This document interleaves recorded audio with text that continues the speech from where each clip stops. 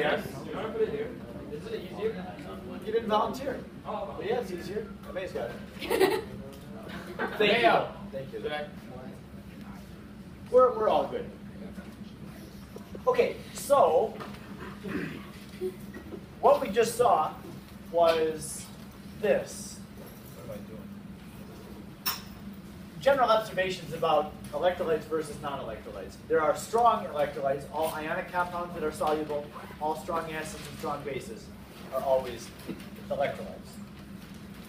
Do you remember, by the way, when we did, I didn't pull these out because you saw it in Chem 1, but we did the analysis between Gatorade, Powerade, and Pedialyte. You remember doing that with the, I think all the Chem 1 teachers do that. It's pretty interesting too. Yeah, the Pedialyte does light the bulb up more than the Gatorade and the Powerade. I've heard people say, though, that Pedialyte is nasty. I've never tried it myself. But when you look at it, the sugar content is the highest in Pedialyte. It's got the most salt and the most sugar in it. I think the whole idea of Pedialyte is when Junior is throwing up or has the runs or whatever and becoming dehydrated, drink that and replenish the salt that they're losing. And if it doesn't taste good, little Junior, who doesn't feel good in the first place, is not going to drink it, right? So they add all this sugar to it to get it to taste good. So just know that all weak acids and bases are going to be weak electrolytes. You know which acids are weak acids? I know which ones. Acetic. If you know which ones are the strong acids, how many are there? 7. There's 6. There's 6. Yeah, one of those. And then, if you know the 6 strong acids, then you memorize all acids, because if it's not strong, then it's weak, right? So that's always my argument. How do you know this is a weak acid? Because it's not one of the strong.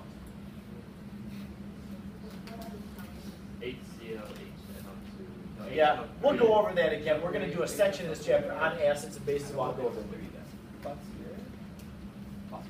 that. Weak. It's not strong. Yeah.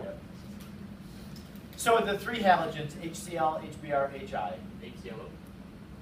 HClO4 is one of them.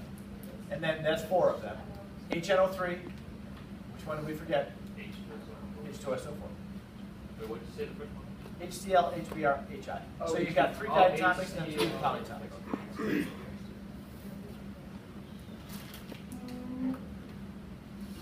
And then, yeah, the molecular compounds, like the sugar that you saw, like the alcohol that you saw, those are non-electrolytes. They don't break up into ions. Yep.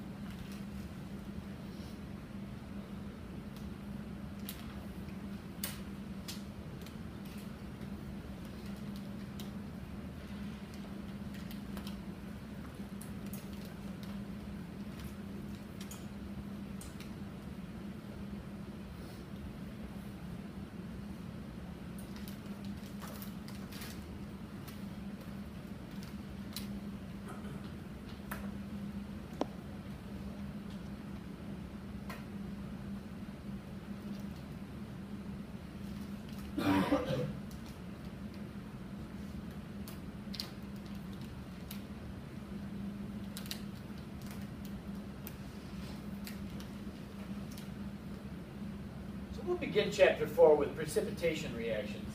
There's 3 types of reactions we'll deal with in this one: precipitation, acid, base, and then redox, in that order.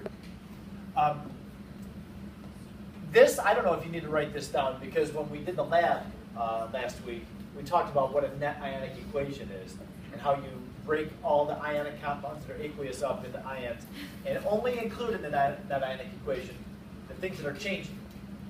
Any ions that aren't changing in a reaction are known as the spectator ions. They stay out of a net ionic equation. This is the example I gave, so again, I don't know. Let's see if you feel writing it down. I'm not sure. You need to. Did you include the net ionic equation in the lab? You did? Yes. I hope so. Yes. Shall we? Actually, a question. So, in that ionic equation, we can kind of set it up so it would be like Ag plus 1 and AO3 minus 1 plus. That would be the ionic equation. And then in the net ionic, you just take that and clean it up, so it's only got the things that are changing in it. Okay, so which means that we would leave the solid precipitate without any. Leave it together. Okay. Yes. Yep. Yep. So, are you talking about the drawing?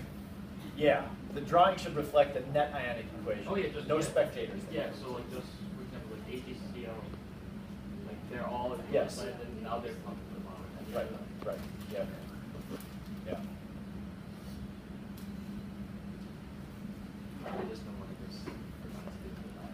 Like they're all equals. Oh, whoops. Yep.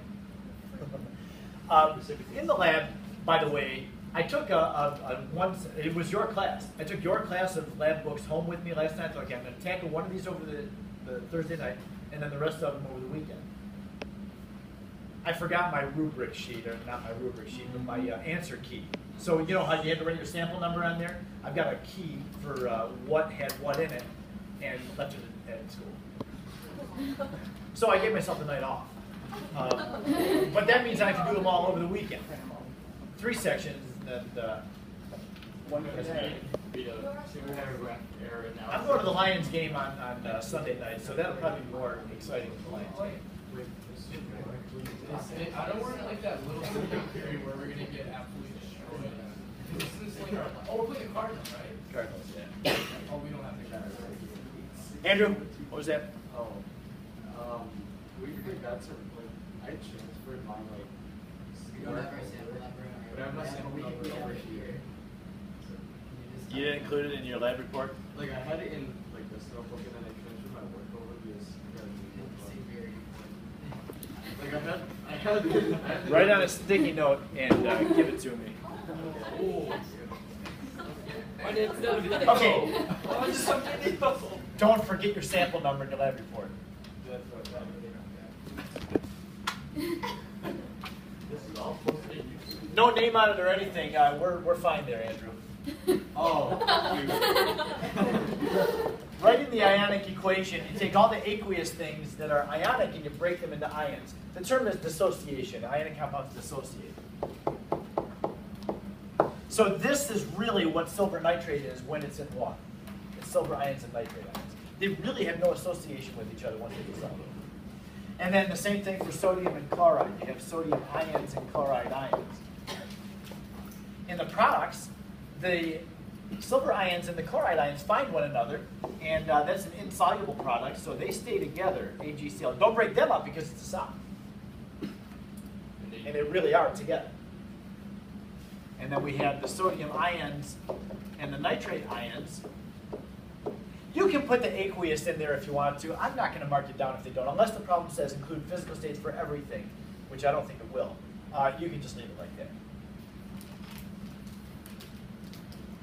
Back when I first started teaching this class, I wanted physical states on everything like I had up here, even on the charge things. But then the AP exam didn't require it, so I thought, well, I'm backing off. So we don't need it in the ionic. Yeah, you should have it in this.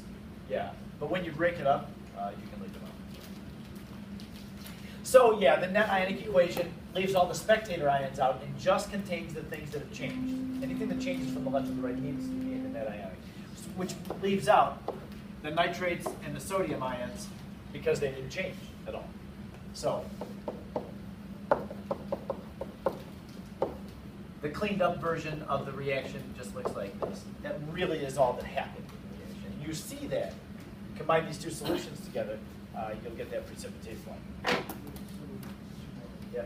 So if they change from the left side of the equation to the right side of the equation without being like change or add an oxygen to the thing, that means Well, how can you change if you don't?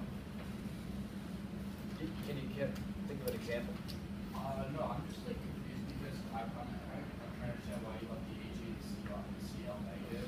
Is that just because like they turn into the thing, so you only keep the one solution for precipitate? Yes. The volume, Right. on the Yep. Any term on the left and on the right that's not changed, you can leave it out. Okay, alright. So the nitrate was NO3 negative at the beginning. It's NO3 negative at the end. Neither one is attached to anything else. So they're spectators. They're present, but they don't make any change, so they don't do anything. Okay. Same thing with the sodium. Okay. All right. Now I warned you about these solubility rules. It's on page 156 in the book. That's your homework over the weekend. Memorize that list of solubility rules. The sooner you learn those, the better. Because you're not going to get that list or any clue of the list when you do the test. And often you're going to be given, okay, you're mixing these two solutions, write a chemical equation that occurs.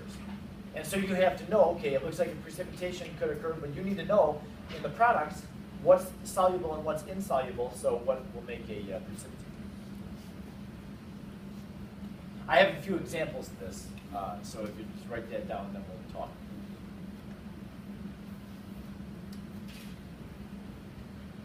So where it says identify the ions present, that means write out the ionic equation with the things broken apart like they are right there.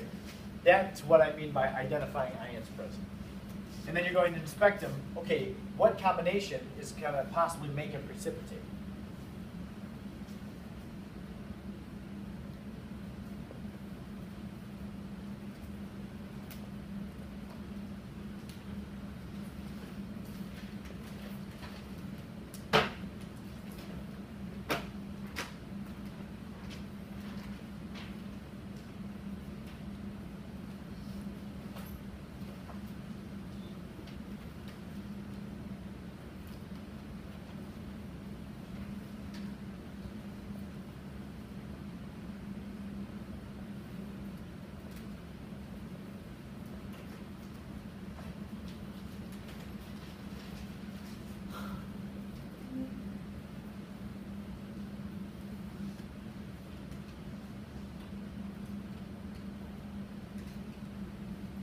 With thiosulfate and soluble.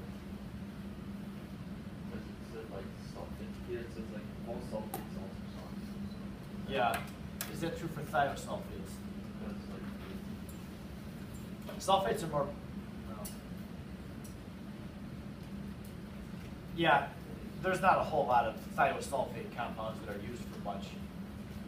Typically, you'd use the thiosulfate in solution, so you'd need it to be soluble. So you'd use sodium thiosulfate or potassium thiosulfate. You don't need to know anything about solubility of thiosulfates. No, it's just not. And I will tell you, and I know that Sundman has the book open to page 156 where that table is. I'm going to show you that table when we talk about the next slide. But rules one, there are 6 solubility rules, 1 through 6. Rules 1, 2, and 3 are definitely the most important. You really want to know 1, 2, and 3 intimately. 4, 5, and 6 you should be familiar with, but if you know 1, 2, and 3, it probably is going to need to be really 95% of the time that's all you're going to need to know, is rules 1, 2, and 3. And we'll talk about that in a second. Let's go to this side where it gives us a couple of examples of writing some net ionic equation. So if you take a look at this example, solutions of ammonium nitrate and calcium chlorate are mixed.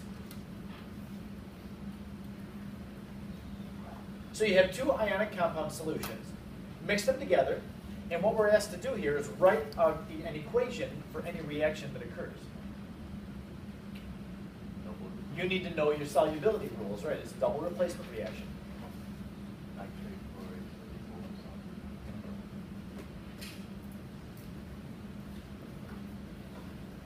So what it said to do on the previous slide was identify all possible ion combinations. So we have ammonium and nitrate. It's a solution of ammonium nitrate, so they're broken apart. And then we have calcium chlorate. Chlorate, ClO3. That's right. Charge? Minus 1. A lot of people want to put minus 2 on chlorate. No, minus 1. Is acetic acid, acetate minus 1?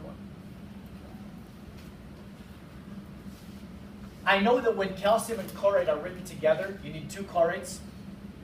But it's not necessary to write this thing balanced because we don't have an equation even right now. So just look at the end when you write the net ionic equation, it's got to be balanced.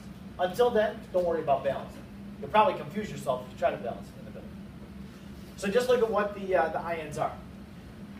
Ammonium, nitrate, calcium, and chlorate. I have the book open to the solubility rules. And I know it's kind of